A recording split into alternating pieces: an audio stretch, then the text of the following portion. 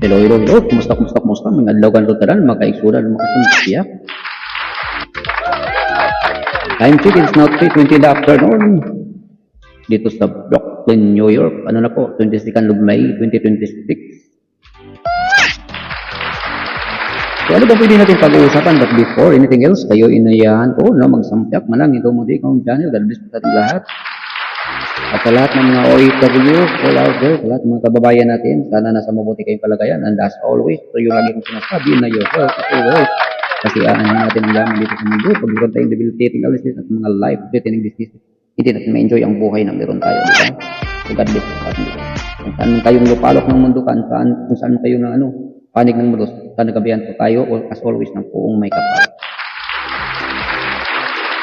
Yung gabi na natin pag-usapan is all about politics dyan sa Pilipinas kasi sa lahat ng mga nangyayari ngayon, geopolitics, at pandaigdigan, or sa even local sa atin mismo sa ating bansa, ang lahat ang orchestrated talaga para pabagsakin ang mga Duterte. So, ang mga Duterte pala yung problema ng bayan natin, ng bansa natin.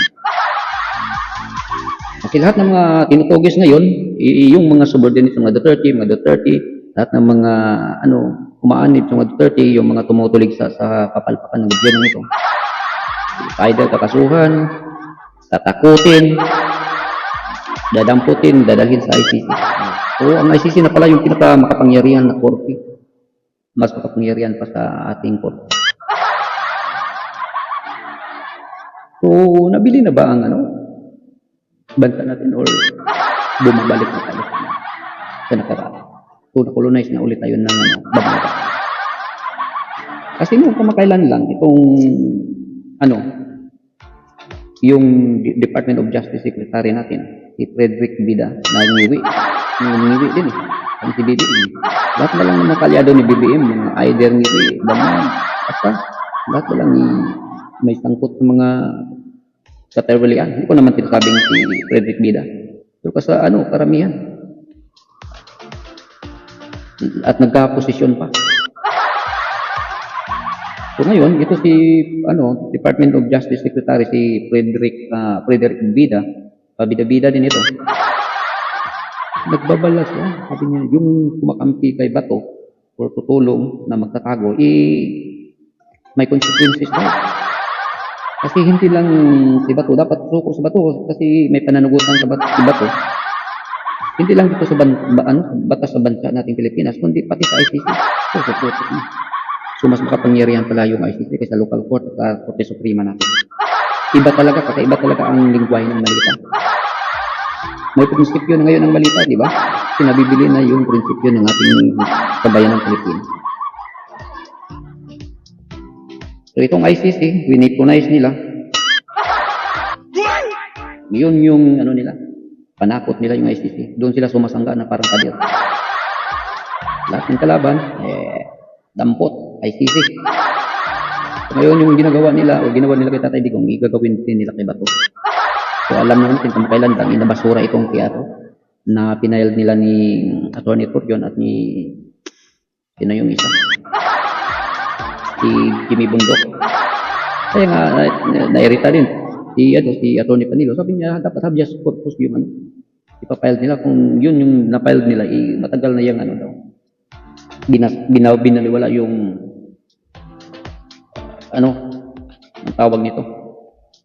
So ngayon binasura, so patay ka ba to? Ka talaga, dadamputin ka talaga ng mga adik.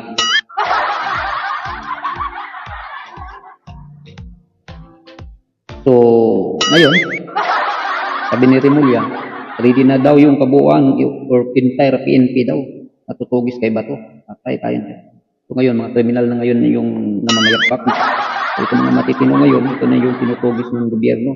So ito mga kapulisan natin, mga men in uniform, yung kinampihan nila, ito yung mga adik, mga magnanakaw. So idiwa. So pati si Karen Davila, alam naman natin si Karen Davila, bias din yan, pero minsan tumatama din.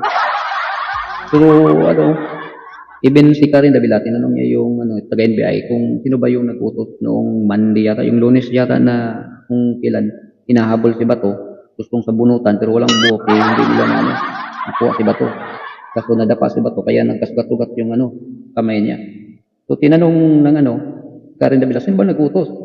Sabi ng NBID nila lang. So, ngayon, kung tama talaga kayo or may tama talaga kayo, bakit kayo takot na sabihin doon sa media or sa sabayan ng Pilipino? Kasi may karapatan naman ng sabayan ng Pilipino na malalaman yung katotohanan. Bakit di nyo sasabihin kung sino yung may nag-utos? Gusto nyo makutusan.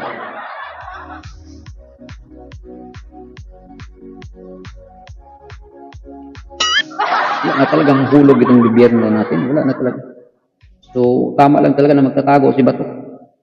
Hindi naman talaga yun yung dapat terminology na magtatago kasi wala naman siyang kaso. Sino ba yung nagkakaso niya? Saan ba yung may kaso siya? Doon sa ICC. Doon sa foreign country.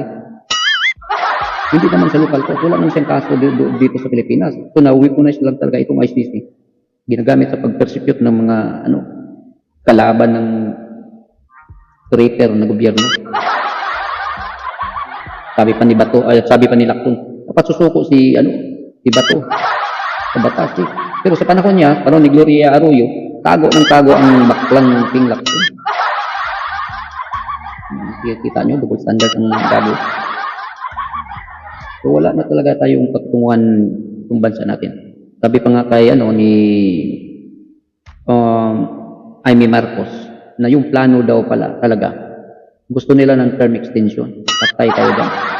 Gusto nila ng KUNAS itong Constituent Assembly or Constitutional Assembly Convention. So, patay tayo dyan. Kasi pwede nilang i-revise yung penal code, i-revise yung constitution. So, ang gagawin nila daw sabi ng na huwag kayong matatakot dyan sa mga kaparian, sa simbahan Siguro, bakit sila matatakot? Nakatanggap na rin ng mga malita sa pader. Mga bishop, nakatanggap ng malita. So, hindi na yan. Tiklop na yung mga bibig niyan. Tapos huwag kayong mag-alala sa kayong mga re-electionist kasi walang eleksyon. Walang eleksyon sa 2020. Sa 2031 pa lang daw. At tapos, kasi itong KUNAS, nakatakot yan kasi for temporary, for the meantime. So, baguhin nila, i-revise yung constitution. Tapos, ilagay na nila dyan na gagawing 50 yata years old magtatakbong presidente. So, si Inday Sara, 47 pa yata, if I'm not mistaken. So, hindi na siya makatakbo. Hindi, wow, ganda ng plano ng bangag na admin na yun. So, yan yung gagawin nila. Or else, pag hindi din yata, kasi may plan A, plan B yata sila. Pag matuluyan din si BBM, kasi alam naman natin na marami nagsasabi na may colon cancer daw. Parang naagnas na yata yung bituka. So if ever daw, yung 35-year-old niya na anak na di natin alam kung tomboy or bakla, sabi ni, Basti. Si Charis. So siya magiging presidente. Ubus talaga, tiwas kang bansa. So, yun lang nila. Or else, itong KUNAS. Kung kaya, malaki talaga yung bagahe na, kung kaya namutla sila si King Lacton, sila si Suto, nung naagaw ang bit. So, tingnan lang natin, hindi na tayo papayag mga kasampiak, mga kababayan na ganito na yung bansa natin kasi kawawang-kawawan tayo, aping-api na tayo. Babalik naman tayo sa nakaraan sa panahon ni tatay nila, buwisit talaga. Nagpasyalo, umupo ng 22 years. Babalik do tayo, patay na talaga tayo. Ngayon, mas wais itong natuto na itong Bangang Junior. Sa panahon ng tatay niya, kalaban lahat pati simbahan kasi ninakaw nila lahat. Pero ngayon, sa panahon ni BBM, nag-ala Robin Hood ang gago Namigay din siya sa mga kapwa niya buhaya Kung kaya lahat na lang, pati yung mga kain suka, sila na nag-bolt in na sila talaga So kayo, pati yung mga kaparian, so simbang Katoliko man ako, pero kinahiya ko talaga yung Katoliko. Pero hindi lahat, pero meron pang ilan na matino na tumipilig sa gobyerno ngayon.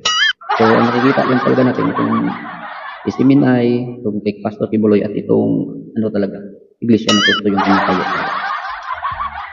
Salot. Pero ito Katoliko, wala. Puro malitagang. Patay tayo, makyang gobyerno. So ngayon, dati itong Katoliko, pinatalsik yung tatay nila. Pero ngayon, yung anak, si BBM Bangal Jr., kasabwat nila eh. Mas malala pa itong anak kasi mas malaki yung ninakaw eh. 4 years pa lang, mas malaki pa yung ginastos kaysa panahon ng Tatay Digong na admin. At marami pang proyekto.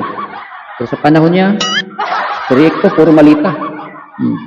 So walang project talaga, walang mga big ticket project. Yun lang mga flood control para sa bulsa din. Yan din yung dahilan kung bakit itong ibang ahensya ng gobyerno ninakaw yung pira, nilagay sa flood control. Pati na yung natin, yung natural reserve natin, itong gold, binin pa, putik na. Pinagpista ka na nila. So papayag ba tayo na perpetual yung nila diyan sa gobyerno? So anyway, hanggang dito lang muna makakampiyak. Lagi nating subaybayan ang mga kaganapan at lagi tayong magdasal na hindi talaga mananalo ang kasama.